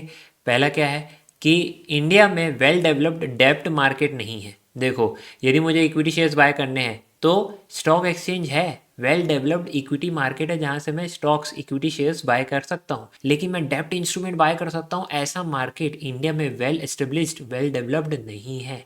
ये तो एक प्रॉब्लम हो गई सर, और दूसरी प्रॉब्लम बता दो कुछ सेक्युलराइजेशन प्रोसेस की। एनी 3 प्रॉब्लम्स यहाँ पे बताने बोला है, आरटीपी 2020 का ये क्वेश्चन है। नेक्स्ट क्वेश्चन है सेक्युलराइजेशन कॉन्सेप्ट एक कह सकते हैं सोर्स है ऑफ बैलेंस शीट फाइनेंसिंग का, जो कि अपन ऊपर ऑलरेडी डिस्कस कर चुके हैं, बट इसकी लेवल ऑफ ग्रोथ जो है वो अभी भी काफ़ी पीछे है। एमटीपी 2023 का क्वेश्चन है, आपको इसका आंसर देना है। बहुत पीछे यानी कि वो मेन प्रॉब्लम्स की ही बात कर रहा है। तो ये डिफरेंट क्वेश्चन है, सबके आंसर सेम है कि मेन प्रॉब्लम जो है जो फेस कर रहा है सेक्युलराइजेशन, उसके बारे में डिस्कस करना है। सबसे पहले आता है स्टैम्प ड्यूटी। तो इंडिया में स्टैम्प ड्यूटी जो है 12% तक जाती है as per transfer of property act 1882। देखो एमसीक्यू पर्पस के लिए आ सकता है तो इसको एक बार याद कर लेना। तो 12% की अगर आपको स्टैम्प ड्यूटी पटानी पड़ेगी तो देखो रहे हो आपकी डेप्ट इंस्ट्रूमेंट में काफ़ी खेल जो है वो मार्जिन का ही है, इंटरेस्ट का ही है। उसमें यदि 12% ऐसे ही चले जाएगा तो कमाई का सोर्स जो है बहुत कम रह जाएगा। पहले आप देख रहे हैं क्या, ओरिजिनेटर भी उससे कमा रहा है और इन्वेस्टर्स भी उससे कमा रहा है, बीच में फिर स्टैम्प ड्यूटी भी गवर्नमेंट को पे करनी पड़ जाएगी, तो मार्जिन जो है काफ़ी कम हो जाते हैं, कई बार तो लॉस भी हो सकता है। इधर एक और बात लिखी हुई है कि पास थ्रू सर्टिफिकेट में स्टैम्प ड्यूटी नहीं लगता है। मैंने बताया ना 3 टाइप के इंस्ट्रूमेंट जो है वो यूज़ किए जाते हैं सेक्युराइजेशन के टाइम पे। तीनों के बारे में हम लोग डिस्कशन करने वाले हैं टाइप्स ऑफ सिक्योरिटीज़ में, तो वो आएगा नीचे क्वेश्चन। बस ये बोल रहा है इंपॉर्टेंट नोट ये है कि पास थ्रू सर्टिफिकेट में स्टैम्प ड्यूटी नहीं लगता है, यानी इस इंस्ट्रूमेंट में स्टैम्प ड्यूटी नहीं है। ये भी एमसीक्यू पर्पज़ के लिए आप याद कर सकते हैं। ऑल्सो एक बात और अच्छी लिखी हुई है कि बहुत सारे स्टेट में जो है स्टैम्प ड्यूटी को कम किया जा रहा है। समझ रहे हैं उन्होंने इंपॉर्टेंस की यार, डेप्ट इंस्ट्रूमेंट, डेप्ट मार्केट को अगर बढ़ावा देना है तो फिर स्टैम्प ड्यूटी कम से कम लेनी पड़ेगी। नेक्स्ट आता है आपका टैक्सेशन। तो स्पेसिफिक प्रोविजन नहीं है कि टैक्स किसके ऊपर लगेगा, यहाँ पे डिफरेंट एक्सपर्ट ओपिनियन रहते हैं। कुछ एक्सपर्ट मानते हैं कि एसपीवी एज अ ट्रस्टी काम कर रहा है तो इसको टैक्स करना चाहिए। देन कुछ मानते हैं कि इन्वेस्टर्स जो भी कमाता है इससे, जैसे हमारे एग्जांपल में स्टार्टिंग में 7% इन्वेस्टर्स कमा रहा था तो वो अपनी शेयर ऑफ इनकम में टैक्स देना चाहिए उसको। तो क्लैरिटी नहीं है कुल मिला के, तो टैक्सेशन की प्रॉब्लम एक और है इसमें। हालांकि अभी नया डायरेक्ट टैक्स कोड आया है तो उससे काफ़ी सारी चीज़ें सिंप्लीफाइड होंगी। नेक्स्ट प्रॉब्लम है अकाउंटिंग की, यानी किस प्रकार से रिपोर्टिंग किया जाए इन सेक्युरिटाइज्ड एसेट का ओरिजिनेटर की बुक में। ये भी एक एरिया ऑफ कंसर्न है, क्योंकि देखो मैंने क्या बताया, ये ऑफ बैलेंस शीट इंस्ट्रूमेंट है, यानी ऑफ बैलेंस शीट फाइनेंसिंग है। तो रिसीवेबल्स तो रिमूव हो ही जाते हैं बुक से, बैलेंस शीट की बुक से ओरिजिनेटर की। बट मैंने बताया था ना, अगर रिकोर्स बेसिस में दिया जाता है और फ्यूचर में बोरोवर यानी ऑब्लाइगर्स पैसे खा लेते हैं, डिफॉल्ट कर जाते हैं, तो उसकी पेमेंट ओरिजिनेटर को देना पड़ेगा। लेकिन ये बैलेंस शीट को देख के आपको समझ में नहीं आएगा।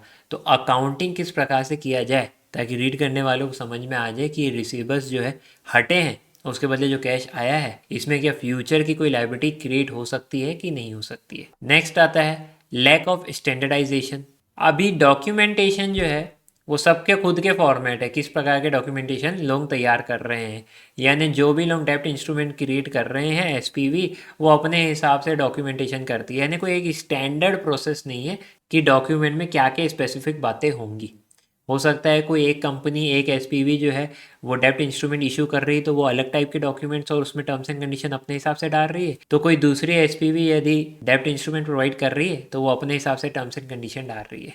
नेक्स्ट है इनएडुकेट डेप्ट मार्केट। ये तो मैंने आपको ऑलरेडी बता दिया है कि इक्विटी मार्केट बहुत ज़्यादा डेवलप्ड हो चुका है। मैं इक्विटी शेयर किसी भी कंपनी के बाय कर सकता हूँ जिसके भी शेयर्स लिस्टेड है मार्केट में, लेकिन डेप्ट मार्केट अभी इतना अच्छा क्रिएट नहीं हुआ है कि मैं डेप्ट इंस्ट्रूमेंट इतना ईजिली बाय कर सकूँ। नेक्स्ट आता है इनइफेक्टिव फोरक्लोजर लॉस।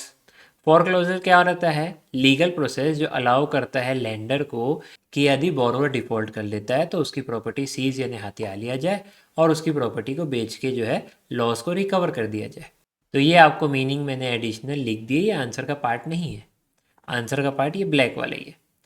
तो इतने सालों के बाद भी फोरक्लोजर लॉज जो है उतने ज़्यादा सपोर्टिव नहीं है लैंडिंग इंस्टीट्यूशन के लिए, यानी बैंक्स ओरिजिनेटर के लिए जो लोन प्रोवाइड कर रहे हैं। इट मीन्स यदि बोरोवर डिफ़ॉल्ट कर देता है तब भी लैंडर्स को बहुत ज़्यादा डिफ़िकल्टीज जाती है कि प्रॉपर्टी को वो ट्रांसफ़र करे और उसको बेच के लॉस को रिकवर कर पाए। तो ये थी सारी मेन प्रॉब्लम्स सेक्युरिटाइजेशन की।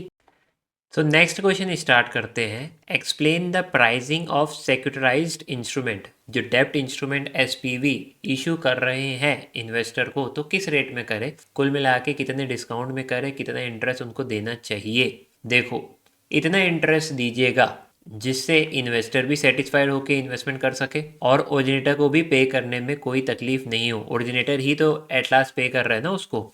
तो मैं कह सकता हूँ जब भी अपन प्राइसिंग करेंगे ऐसे डेप्ट इंस्ट्रूमेंट की तो एक ऐसा प्राइस निकालो जो दोनों को एक्सेप्टेबल हो, ओरिजिनेटर को भी और इन्वेस्टर को भी। तो इस आंसर को हम दोनों के पॉइंट ऑफ व्यू से समझेंगे। पहले ओरिजिनेटर का एंगल लेके आते। ओरिजिनेटर बोलेगा कि भाई मैं कुछ कॉस्ट इंकर करता हूँ सेक्युरिटाइजेशन प्रोसेस में, उसको अपन आउटफ्लो बोलते हैं, जैसे कि लीगल फीस हो गया, स्ट्रक्चरल फीस हो गया, अंडर राइटिंग फीस हो गया, एसेट्रा। इन सारी फीस को मैं इंकर करता हूँ। तो ओरिजिनेटर ये बोलेगा कि मैं उतना ही इन्वेस्टर को पे कर पाऊंगा जिससे मैं अपने आउटफ्लो यानी कि कॉस्ट को भी वसूल कर पा रहा हूँ। मान लेते हैं मैं ऑब्लाइगर से वसूल कर पा रहा हूँ लेट से 9% और 2% मेरी ये सारी फीस लग जा रही है, लीगल फीस वगैरह ये सब चीज़ें, प्रेजेंट वैल्यू इसकी, तो मैं मैक्सिमम 7% ही पे कर सकता हूँ इन्वेस्टर को। ये एक हमारे ईजी एग्जाम्पल के थ्रू मैंने आपको समझा दिया। नाउ इन्वेस्टर के पॉइंट ऑफ व्यू से क्या बोलेगा, इन्वेस्टर बोलेगा कि कंपेरेबल मार्केटेबल सिक्योरिटी में यील्ड टू मैच्योरिटी क्या चल रहा है, यानी कितने % रिटर्न अचीव कर सकता हूं मैं दूसरे डेप्ट इंस्ट्रूमेंट में पैसा लगा के ऑलमोस्ट सिमिलर क्रेडिट क्वालिटी का, क्योंकि क्रेडिट क्वालिटी मैटर करती है।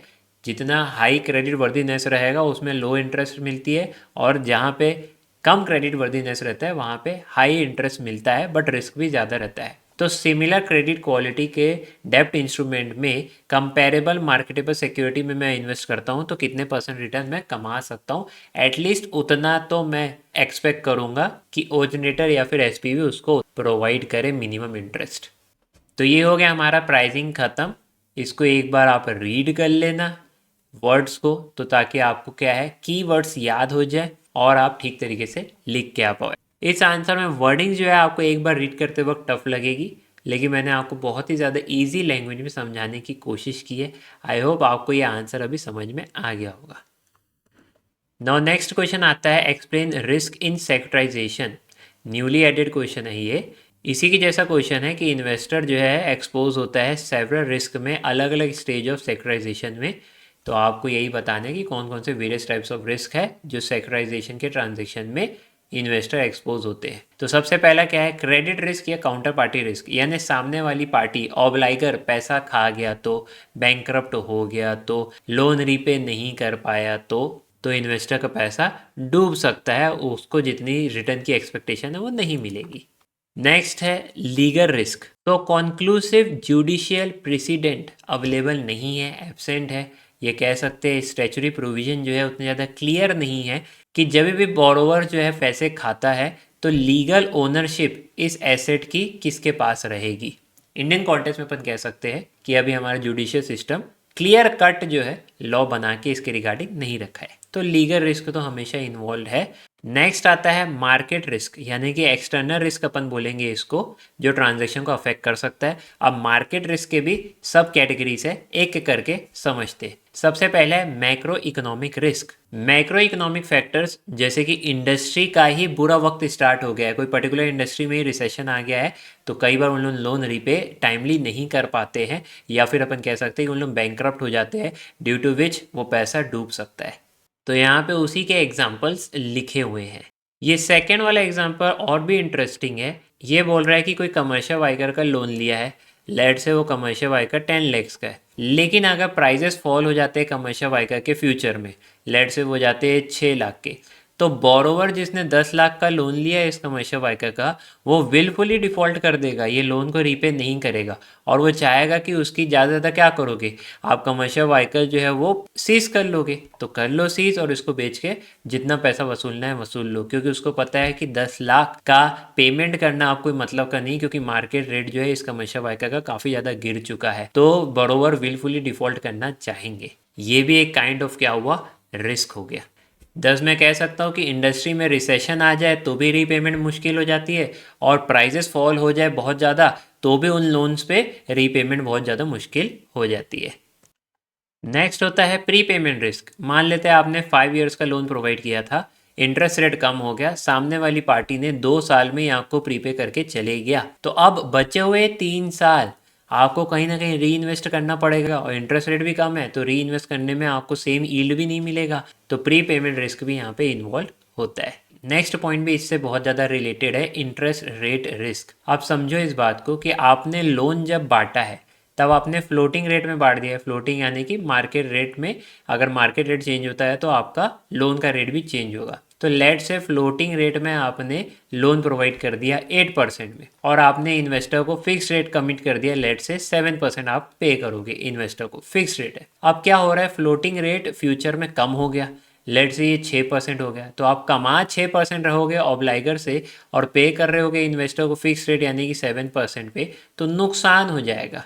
सो जब इंटरेस्ट रेट मिसमैच होता है तब ऑब्लाइगर्स 100% पैसा आपको पहुंचा भी देता है टाइमली और हर चीज़ स्मूथली भी होती है, तभी भी आप पैसा अर्न नहीं कर पाएंगे, एज एन ओरिजिनेटर आपको लॉस हो सकता है। हालांकि इस सिचुएशन से बचने के लिए आप इंटरेस्ट रेट स्वैप का इस्तेमाल कर सकते हैं, वो सारी चीज़ें आप प्रैक्टिकल सब्जेक्ट में सीखेंगे। तो इसी के साथ रिस्क जो भी सेक्टराइजेशन प्रोसेस में इन्वॉल्व है वो अपन ने डिस्कस कर लिया है। सो नेक्स्ट क्वेश्चन स्टार्ट करने से पहले नोट पढ़ लेते हैं कि डेब्ट इंस्ट्रूमेंट जो आप इशू कर रहे हो सेक्टराइजेशन प्रोसेस में वो कितने टाइप के हो सकते हैं। तो 3 टाइप के आप डेब्ट इंस्ट्रूमेंट इशू कर सकते हो। एक है पास थ्रू सर्टिफिकेट, एक है पे थ्रू सिक्योरिटीज़, और तीसरा है स्ट्रिप्ड सिक्योरिटीज़। तो पास थ्रू सर्टिफिकेट एंड पे थ्रू सिक्योरिटीज़ के ऊपर तो क्वेश्चन ऑलरेडी आए हुए हैं, स्टडी मटेरियल में भी है, पास्ट एग्जाम क्वेश्चन में भी है, वो अपन पहले डिस्कस करेंगे और फिर लास्ट में अपन स्ट्रिप्ड सिक्योरिटी को डिस्कस करेंगे। आईसीए मॉड्यूल में स्ट्रिप्ड सिक्योरिटी के बारे में भी दिया हुआ है। सो क्वेश्चन नंबर 8 है, बोल रहा है पास थ्रू सर्टिफिकेट एंड पे थ्रू सिक्योरिटीज़ के बीच में डिफरेंस बता दो। और दूसरा यहाँ इतना बड़ा सा स्टेटमेंट दिया है और बोल रहा है आप एग्री करते हो कि नहीं इस स्टेटमेंट से, तो आपको answer basically PTS and PTC ही लिखना है। ये जो स्टेटमेंट है ये आप लास्ट में रीड करना तो आपको बेहतर समझ में आएगा। पहले आंसर समझ लेते हैं, फिर ये स्टेटमेंट आपको ऑटोमेटिकली समझ में आ जाएगा। सबसे पहले बात करते हैं अपन पास थ्रू सर्टिफिकेट की। देखो, ऑब्लाइगर यानी कि बोरोवर जैसे जैसे जितना जितना पैसा रीपे करते जाएगा ओरिजिनेटर को, ओरिजिनेटर वो उसको एसपीवी को पास ऑन कर देगा और एसपीवी उसको इन्वेस्टर को पास ऑन कर देगा एज इट इज़। यानी यहाँ ऑब्लाइगर ने इंटरेस्ट और प्रिंसिपल दिया, वहीं उसको इन्वेस्टर को मिल जाएगा। प्री पेमेंट कर देता है अगर ऑब्लाइगर, तो प्री पेमेंट इन्वेस्टर को आपको करना पड़ेगा, यानी वहाँ पे कम पैसा कमा पाएगा इन्वेस्टर। यानी डायरेक्ट क्लेम रहेगा इन एसेट्स पे, इन सिक्योरिटीज़ पे, किसका? इन्वेस्टर का। ये होता है पास थ्रू सर्टिफिकेट, यानी हर चीज़ ईजिली पास थ्रू हो जा रही है, बीच में ओरिजिनेटर और एसपीवी अपनी होशियारी कोई भी नहीं कर रहा है। लेकिन पीटीएस में ऐसा नहीं होगा। पे थ्रू सिक्योरिटीज में क्या होगा, ऑब्लाइगर यानी बोरोवर लेट से प्री पेमेंट कर देता है तो ओरिजिनेटर के पास पैसा जाएगा, ओरिजिनेटर एसपीवी को दे देगा, एसपीवी तुरंत पेमेंट करेगा ऐसा ज़रूरी नहीं है। वो हो सकता है वो सोचे कि यार प्रीपेमेंट हो गया है, लेट से कि पैसा आने वाला था 2 सालों में और 1 साल के अंदर ही पैसा आ गया है, तो 1 साल के लिए एसपी उसको री इन्वेस्ट कर देगा, बेहतर इंटरेस्ट अर्न करेगा। और उसने इन्वेस्टर को बोला हुआ है लेट से 2 साल बाद पेमेंट देंगे अलॉन्ग विथ इंटरेस्ट, तो 2 साल बाद ही वो पेमेंट करेगा। यानी यहाँ पे क्या है, डीसिंक्रोनाइजेशन है। डायरेक्टली पैसा जो ऑब्लाइगर जब जब जैसे जैसे दे रहा है एसपीवी वैसे वैसे इन्वेस्टर को पेमेंट करेगा ज़रूरी नहीं है, इसलिए इसको क्या बोलते हैं, डीसिंक्रोनाइजेशन। तो ये है पीटीसी और पीटीएस के बीच में डिफरेंस बिटवीन पूछेगा तो आपको ये आंसर लिख के आना है। अब यहाँ पढ़ लेते हैं, यहाँ क्या लिखा हुआ है, पे थ्रू सिक्योरिटीज इनेबल करता है इन्वेस्टर को कि वो डायरेक्ट एक्सपोजर ले ले परफॉर्मेंस ऑफ सिक्योराइज्ड एसेट में। तो ये तो गलत स्टेटमेंट हो गया, क्योंकि पास थ्रू सर्टिफिकेट में ही होता है, पे थ्रू सिक्योरिटीज में ऐसा डायरेक्ट क्लेम नहीं रहता है, डायरेक्ट एक्सपोजर नहीं रहता है। तो इसलिए आपको क्या लिखना है, not agreed with the statement, और उसके बाद आपको ये आंसर लिख के आ जाना है। ये सारे डायग्राम अगर आपके पास रहेंगे तो आप इजीली जो है आंसर को रिवाइज कर पाएंगे। यही सारी बातें यहाँ पे लिखी हुई है। अच्छा, ऑल्टरनेटिवली भी मैंने लिख दिया है, अगर पीटीसी और पीटीएस को आपको डिफरेंस बिटवीन करके इस प्रकार से लिखना है तो आप ये आंसर भी देख सकते हैं और लिख सकते हैं। अब ये हो गई सर 2 टाइप के डेब्ट इंस्ट्रूमेंट, और तीसरा क्या आता है, स्ट्रिप्ड सिक्योरिटीज। तो इसको भी एक बार देख लेते हैं, क्योंकि देखो एमसीक्यू पर्पस में इसको भी पूछा जा सकता है। तो इसको एट द एंड मैंने डिस्कस किया हुआ है, यानी कि पीडीएफ के लास्ट में इसका डिस्कशन है, तो एक बार उसको ओपन कर लेते हैं। सो ये आ गया एडिशनल नोट एमसीक्यू पर्पस के लिए जो मैंने प्रोवाइड किया है। स्ट्रिप्ड सिक्योरिटीज का पहले अपन मीनिंग देख लेते हैं। देखो, बोरोवर से हमें क्या मिलता है सर, प्रिंसिपल और इंटरेस्ट मिलता है, पेमेंट के तौर में यही मिलेगा। तो क्यों ना हम 2 सिक्योरिटीज क्रिएट करें, प्रिंसिपल ओनली सिक्योरिटीज और इंटरेस्ट ओनली सिक्योरिटी। तो स्ट्रिप्ड सिक्योरिटी में क्या किया जाता है, स्ट्रिप कर रहे हो, तोड़ दे रहे हो प्रिंसिपल और इंटरेस्ट को, फिर हम 2 separate individual zero coupon bonds create कर रहे हैं। जीरो कूपन बॉन्ड्स क्या होता है, ऐसे बॉन्ड जो डिस्काउंट में इशू करते हैं और फेस वैल्यू पे रिडीम कर दिए जाते हैं। तो भाई जीरो कूपन बॉन्ड बनाएंगे प्रिंसिपल ओनली सिक्योरिटी के लिए और जीरो कूपन बॉन्ड बनाएंगे इंटरेस्ट ओनली सिक्योरिटी के लिए। फॉर एग्जाम्पल 90 रुपये का आपको प्रिंसिपल मिलने वाला था, 10 रुपये का आपको इंटरेस्ट मिलने वाला है। तो आपने क्या कर दिया, लेट से डिस्काउंटेड प्राइस में 82 रुपीज़ में इन्वेस्टर को ये सिक्योरिटी बेच दी, और जब रिडीम करेंगे तो इन्वेस्टर को पेमेंट पूरा 90 रुपये करेंगे, तो 8 रुपये वो यहाँ से कमा पाएगा। सिमिलर केस इंटरेस्ट ओनली का भी है, 10 रुपये आपको पेमेंट मिलने वाला है, तो आपने क्या कर दिया, डिस्काउंटेड प्राइस में इन्वेस्टर को बेच दिया, लेट से 7 रुपीज़ में आपने interest only zero coupon bonds को बेच दिया है, और फिर जब रिडीम करेंगे तो इन्वेस्टर को आप पूरे 10 रुपये दोगे, तो हैंस वो 3 रुपये कमा लेगा। ये बहुत ही ज़्यादा सिंप्लीफाइड एग्जाम्पल मैंने आपके सामने लिख दिया है। तो इसको अगर शॉर्ट में बोलूँ, मैं क्रक्स देखा जाए इसका, तो आप क्या कर रहे हो, प्रिंसिपल एंड इंटरेस्ट पेमेंट को स्ट्रिप्ड कर रहे हो, क्रिएट कर रहे हो इंडिविजुअल जीरो कूपन बॉन्ड, फिर उसको सेपरेटली सेल कर रहे हो डिस्काउंटेड प्राइस में इन्वेस्टर को, और रिडीम करोगे फेस वैल्यू पे। तो ये हो गया स्ट्रिप्ड सिक्योरिटीज़। इतना ही मोर देन इनफ है, आंसर में आपको इतना ही लिख के आना है, या एमसीक्यू पर्पस में इससे ज़्यादा आपसे नहीं पूछेगा। तो यही सारी बात मैंने यहाँ तक लिखी है। एडिशनल पॉइंट भी कुछ ICAI मॉड्यूल में थे तो मैंने ऐड कर दिया है फॉर MCQ पर्पस कि सेक्युराइजेशन प्रोसेस जो है इंडिया में सबसे पहले सिटी बैंक ने स्टार्ट किया था। ऑटो लोन जो थे उनके रिसीवेबल्स उसको उन्होंने सेक्युराइज्ड इंस्ट्रूमेंट में कन्वर्ट किया था। तो पहले ये चीज़ आ सकती है कि किसने पायोनियर किया यानी किसने स्टार्ट किया था सेक्युराइजेशन प्रोसेस को इंडिया में, तो सिटी बैंक ने स्टार्ट किया था। नाउ गवर्नमेंट सेक्युराइजेशन को एंकरेज करने के लिए सरफेसी एक्ट लेके आई है 2002। ये भी MCQ पर्पस में सेपरेटली पूछा जा सकता है। तो सरफेसी एक्ट एम्पावर करता है फाइनेंशियल इंस्टीट्यूशन को कि वो अपने NPA को बेहतर तरीके से मैनेज कर सके विदाउट अप्रोचिंग द कोर्ट। देखो बेसिकली कैसे एम्पावर करता है मैं बता देता हूँ कि सरफेसी एक्ट में लैंडर को पावर प्रोवाइड किए जाते हैं कि in case of borrowers default वो उनके मॉर्गेज्ड एसेट को सीज कर ले और उनको सेल कर दे और लॉस को अपने मिनिमाइज करे। पर खैर ये सब नहीं पूछने वाला है। आप दो चीज़ें याद रखेंगे कि सिटी बैंक ने इसको स्टार्ट किया था और गवर्नमेंट ने सेक्युराइजेशन प्रोसेस को बढ़ावा देने के लिए और NPA को कर्व करने के लिए या NPA को कंट्रोल करने के लिए, NPA की प्रॉब्लम को टैकल करने के लिए सरफेसी एक्ट 2002 लेकर आए। यही सारी बातें यहाँ एडिशनल इन्फॉर्मेशन में लिखी हुई है। सो क्वेश्चन नंबर 9 बनाने से पहले अपन क्वेश्चन नंबर 10 बना लेते हैं जो कि है working of blockchain and blockchain technology, क्योंकि क्वेश्चन नंबर 9 जो है उसके कॉन्सेप्ट ही है ब्लॉकचेन टेक्नोलॉजी से रिलेट करते हैं। तो पहले ब्लॉकचेन समझ लेते हैं। तो क्वेश्चन नंबर 10 है concept of blockchain and working of blockchain transaction. Important question है क्योंकि न्यूली एडेड है, तो इसको आराम से समझते हैं। तो ब्लॉकचेन टेक्नोलॉजी क्या होता है? देखो, it is like Google doc. ये खुद ICAI ने लिख के दिया है एग्जाम्पल में कि गूगल डॉक जैसा है। डिस्ट्रीब्यूटेड लेजर टेक्नोलॉजी है, यानी कि शेयर किया जा सकता है। जैसे गूगल डॉक में एक डॉक्यूमेंट शेयर करते हैं, उसमें जो भी चाहे अपनी इंफॉर्मेशन ऐड कर सकता है और सिंक्रोनाइज रहता है तो सबको एक साथ दिख जाता है। प्लस जो भी एंट्री आप करते हो या जो भी इंफॉर्मेशन आप ऐड करते हो उसको डिलीट या ऑल्टर नहीं कर सकते हो। वैसे ही है ब्लॉकचेन टेक्नोलॉजी। ब्लॉकचेन टेक्नोलॉजी जो है डिस्ट्रीब्यूटेड लेजर टेक्नोलॉजी है, डिसेंट्रलाइज्ड है, यानी किसी भी एक बैंक या कंपनी या गवर्नमेंट का कंट्रोल नहीं है। सारी एंट्री परमानेंट इन नेचर है, यानी कि कोई भी एंट्री या कोई भी इंफॉर्मेशन, कोई भी ट्रांजैक्शन चेंज या ऑल्टर नहीं किया जा सकता। इसी को बोलते हैं इम्यूटेबल। फुल्ली इरिवर्सिबल है, कोई भी रिवर्स नहीं कर सकता है कोई भी ट्रांजैक्शन को। किसी के द्वारा भी ये कंट्रोल नहीं किया जा सकता है, बैंक, कॉरपोरेशन, गवर्नमेंट, किसी के द्वारा ये कंट्रोल नहीं होती है। आप जो भी इंफॉर्मेशन ऐड करते हैं वो एज अ ब्लॉक ऐड होते जाती है। लाइक दिस, एक जन ने इन्फॉर्मेशन ऐड की, एक ब्लॉक बन गया, फिर किसी और ने कोई इन्फॉर्मेशन ऐड की, एक और ब्लॉक बन गया। तो इस प्रकार से आपकी चेन ऑफ इंफॉर्मेशन क्रिएट होते जा रही है। ब्लॉकचेन टेक्नोलॉजी यूज करती है कॉन्सेंसस एल्गोरिथम, यानी एक ऐसा मैकेनिज्म जो वैलिडेट करता है प्लस वेरीफाई करता है ट्रांजैक्शन को। यानी एक फिक्स सेट ऑफ रूल्स है, अगर वो सेटिस्फाई हो जाते हैं तो ट्रांजैक्शन हो जाएगा।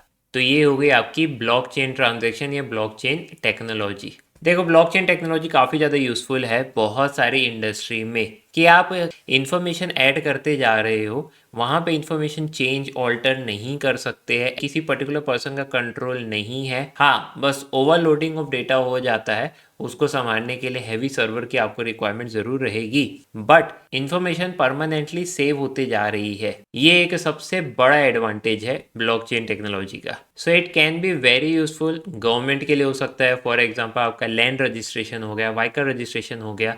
तो मान लेते कोई एक पर्टिकुलर लैंड है, उसको सबसे पहले किसने खरीदा, फिर कौन से ईयर में किसने खरीदा, फिर कौन से ईयर में किसने खरीदा, कैसे ट्रांसफ़र हुई है ये प्रॉपर्टी एक पर्सन से दूसरे पर्सन, सारे डेटा उसमें ऑलरेडी गिवन रहेंगे। तो वर्किंग ऑफ ब्लॉकचेन ट्रांजैक्शन समझते हैं।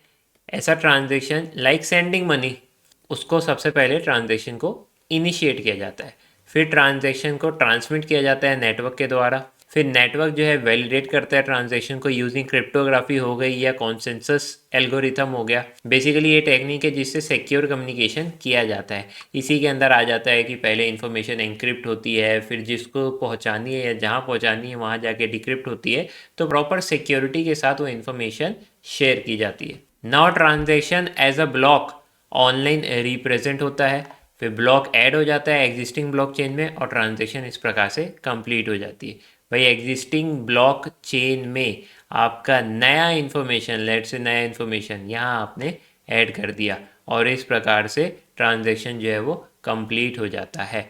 तो दिस इज कॉल्ड क्या, working of any blockchain transaction.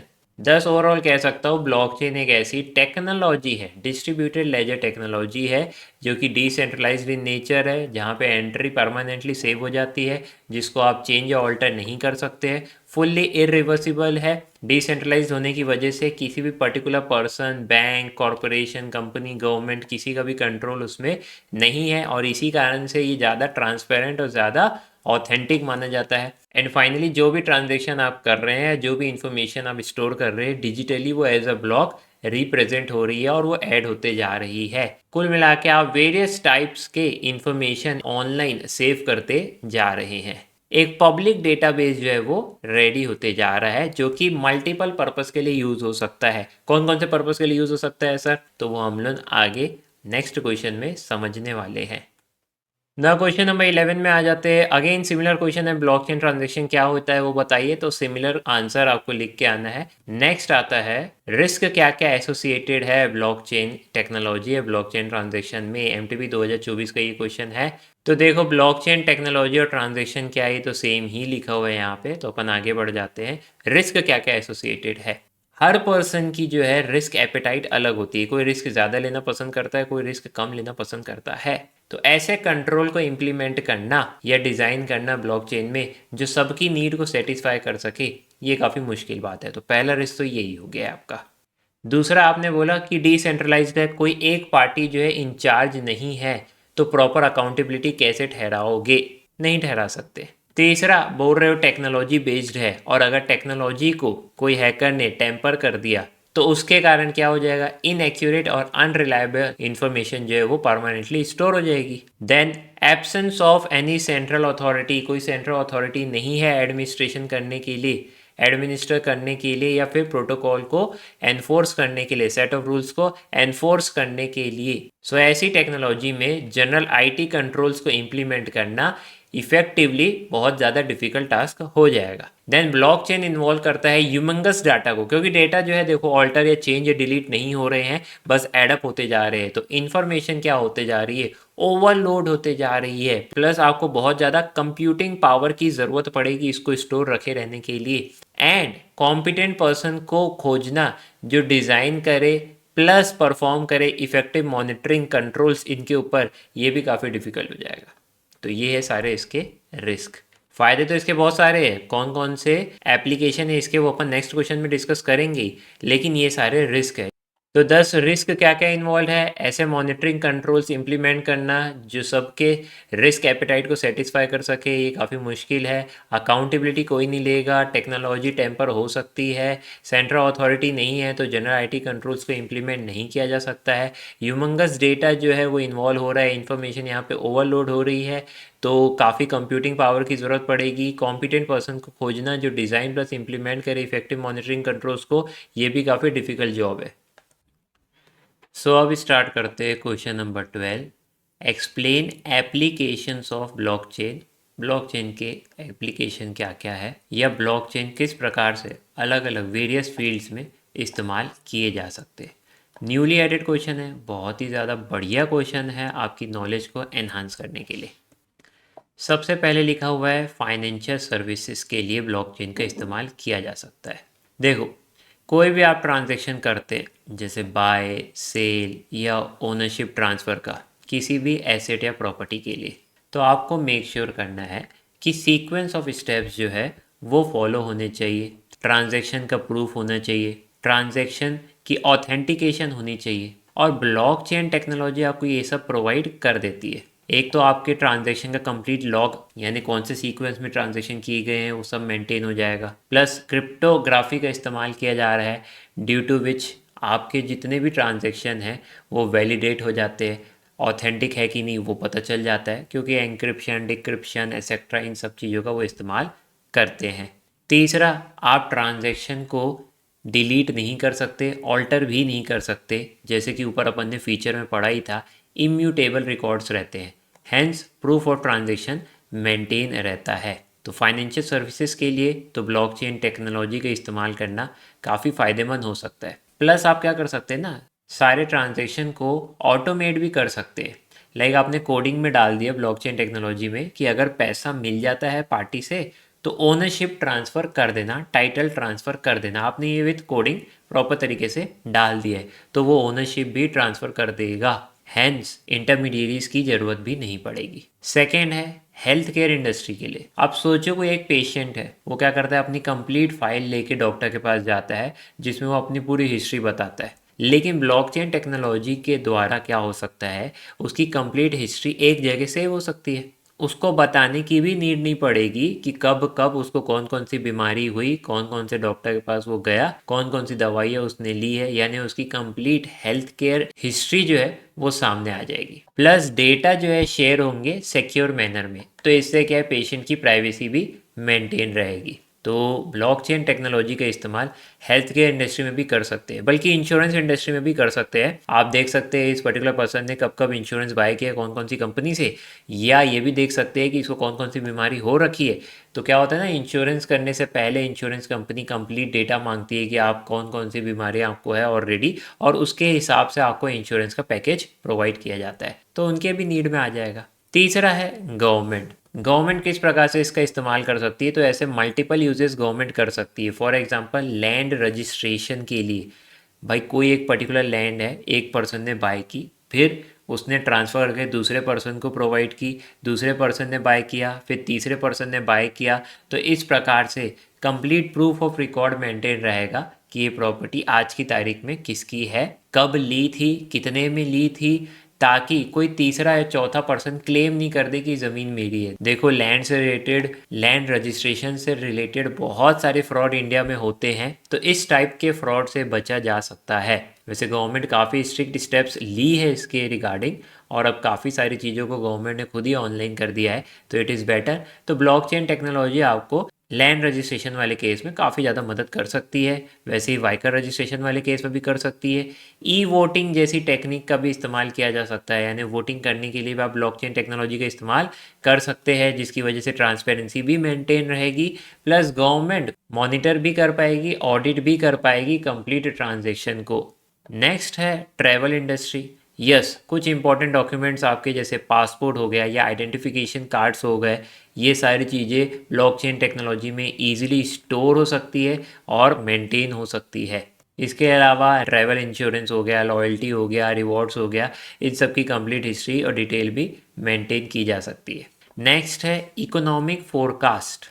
एक नॉर्मल सा एग्जांपल समझो, यदि आप किसी पर्सन से पूछते, क्वालिफाइड पर्सन से, कि यार ये पर्टिकुलर स्टॉक मेरे को बाय करना है, लेट से आपको टाटा मोटर्स जो है बाय करना है, तो इसके बारे में आप कंसल्टेंसी प्रोवाइड करें, तो वो कंसल्टेंसी देने से पहले क्या करेगा, वो पहले टाटा मोटर्स की कंप्लीट हिस्ट्री निकाल देगा कि ये शेयर्स कितने टाइम से है, कैसा परफॉर्म कर रहा है, कितने % का ये रिवॉर्ड प्रोवाइड कर रहा है हर साल, जब मार्केट एक्सपांशन के फेस में जाता है तब शेयर कैसे परफॉर्म करता है, जब रिसेशन की तरफ जाता है तब शेयर कैसे परफॉर्म करता है। तो यदि ब्लॉकचेन टेक्नोलॉजी जो है कंप्लीट फाइनेंशियल डेटा की हिस्ट्री प्रोवाइड कर दे, तो मार्केट को प्रेडिक्ट करना रिलेटिवली पॉसिबल हो जाएगा। प्लस बिजनेस ये डिसाइड कर सकते हैं कि उन्हें क्या क्या नए प्लानिंग करने की ज़रूरत है। फॉर एग्जांपल, एकदम इजी एग्जांपल दे रहा हूँ कि इकोनॉमी अगर एक्सपांशन फेज से गुजर रही है तो ये बहुत अच्छी बात रहेगी किसी भी बिजनेस के लिए, और वो न्यू ब्रांचेस अपने ओपन करने चाहेगा तो वहाँ पे उसको फ़ायदा हो सकता है, क्योंकि इकोनॉमी में पैसा बहुत ईजिली फ्लो हो रहा है। अगर किसी कंपनी को स्टॉक अपने लिस्ट करवाने हैं तो एक्सपांशन फेज़ में बहुत बढ़िया रहता है कि आप स्टॉक एक्सचेंज में अपने स्टॉक को लिस्ट करवाएं, क्योंकि एक्सपांशन फेज़ में लोग इन्वेस्टमेंट कर रहे हैं तेज़ी के साथ, तो आपके स्टॉक को बाय करने की जो प्रोबेबिलिटी है वो इंक्रीज हो जाती है। हैंस इकोनॉमिक फोरकास्ट करना पॉसिबल हो जाएगा ब्लॉकचेन टेक्नोलॉजी का इस्तेमाल करके, और ऑर्गेनाइजेशन जो है अपने बिजनेस के रिगार्डिंग चीज़ों को प्रॉपर तरीके से प्लान कर पाएंगी, क्योंकि उनके पास फाइनेंशियल डेटा की हिस्ट्री पूरी अवेलेबल है। तो ये था कुछ इजी एग्जांपल और कुछ फील्ड्स जो कि आपके में दी हुई है। वैसे बहुत सारी अदर फील्ड्स में भी ब्लॉकचेन टेक्नोलॉजी का इस्तेमाल किया जा सकता है। इनफैक्ट क्रिप्टो करेंसी में भी ब्लॉकचेन टेक्नोलॉजी का इस्तेमाल होता है। पर खैर आपकी मॉड्यूल में इतने ही दिया हुआ है, आंसर में इतना आप लिख के आ जाए वो मोर देन इनफ रहेगा। तो अब कर लेते हैं अपना क्वेश्चन नंबर 9। तो अपन पहले छोड़ के रखे थे क्योंकि मैंने बोला था ब्लॉकचेन टेक्नोलॉजी पहले समझ जाओ, फिर टोकनाइजेशन ईजिली समझ में आ जाएगा। तो क्वेश्चन है, टोकनाइजेशन कुछ हद तक प्रोसेस ऑफ सेक्युलराइजेशन के साथ जो है रिसेंबल करता है। क्या ये सच्ची बात है, आपको बताना है। और दूसरा ये बताना है कि क्या क्या सिमिलैरिटीज़ है टोकनाइजेशन एंड सेक्युरिटाइजेशन में। तो सबसे पहले अपन टोकनाइजेशन क्या होता है उसको समझते हैं। टोकनाइजेशन का मतलब होता है एक ऐसा प्रोसेस जिससे आप किसी भी टेंजिबल या इनटेंजिबल एसेट को टोकन्स में कन्वर्ट कर देते हैं। टोकन्स और कुछ नहीं बल्कि बोलेंगे अपन डिजिटल एसेट को ही बोला जाता है।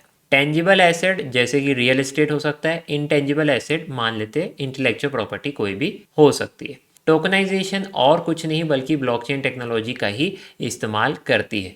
मान लेते कोई एक रियल एस्टेट है, for the sake of simplicity एकदम ईजी एग्जाम्पल लिया जा रहा है। तो वो पर्टिकुलर एसेट है लेट से 10 लाख रुपीज़ का। अब आप क्या करेंगे, डिफरेंट डिफरेंट टोकन में इसको बांट देंगे।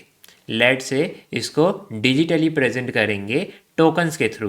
तो आपने क्या किया, एक एक टोकन को 10-10 हज़ार का बना दिया। तो इस प्रकार से आपने 100 टोकन रेडी कर दी। अब किसी भी पर्सन को इस एसेट में इन्वेस्ट करना है तो वो 10,000 रुपीज़ से लेके एक टोकन को बाय कर सकता है। हैंस वो पर्सन जो एक साथ 10 लाख रुपए इन्वेस्ट नहीं कर सकता था, वो 10,000, 20,000, 30,000 रुपये अगर रखा है या जितने भी पैसे वो रखा है उससे वो पर्टिकुलर टोकन बाय कर सकता है। अगर प्रॉपर्टी के रेट्स ऊपर जाते हैं तो वो टोकन के रेट भी ऊपर जाएंगे और उसको फ़ायदा मिल सकता है। हैंस रियल इस्टेट जैसी इलिक्विड एसेट्स को भी लिक्विडिटी प्रोवाइड किया जा रहा है डिजिटल एसेट्स यानी कि टोकन के माध्यम से।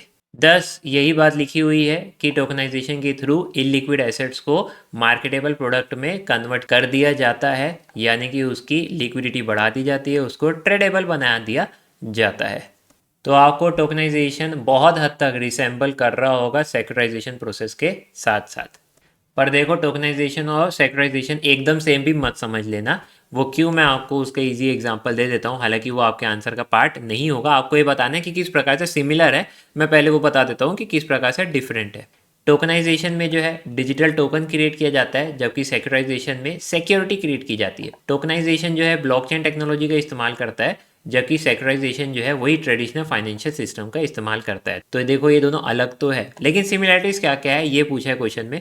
तो एक एक करके डील करते। दोनों ही क्या करते हैं, लिक्विडिटी को एनहांस कर देते हैं, इनफैक्ट इलिक्विड एसेट को ट्रेडेबल मार्केटेबल सिक्योरिटी बना देते हैं। सेकेंड है डाइवर्सिफिकेशन। इन्वेस्टर क्या कर सकता है, अलग अलग जगह इन्वेस्ट कर सकता है, जिसकी वजह से उसका रिस्क जो है वो ईजिली मैनेज हो जाएगा, प्लस वो अपने रिटर्न को ऑप्टिमाइज कर सकता है। थर्ड, इलिक्विड एसेट को क्या कर रहे हैं, ट्रेडेबल बना रहे हैं, और दोनों ही वेल्थ को क्रिएट करने के लिए मदद कर रही है। And last, new opportunities provide कर रही है अलग अलग एजेंसीज को कि वो लोग फीस को कलेक्ट करके अपनी इनकम को अर्न कर सके। देखो सेक्युराइजेशन करवाना है तो उसके लिए भी कुछ एजेंसीज की ज़रूरत पड़ती थी। सेक्युराइजेशन प्रोसेस में अपन कंप्लीट स्टडी किए हैं। आरपीए भी अपनी कुछ फीस लेता था, रेटिंग एजेंसीज भी अपनी कुछ फीस लेती थी, क्रेडिट एनहांसर भी अपनी कुछ फीस चार्ज करते थे।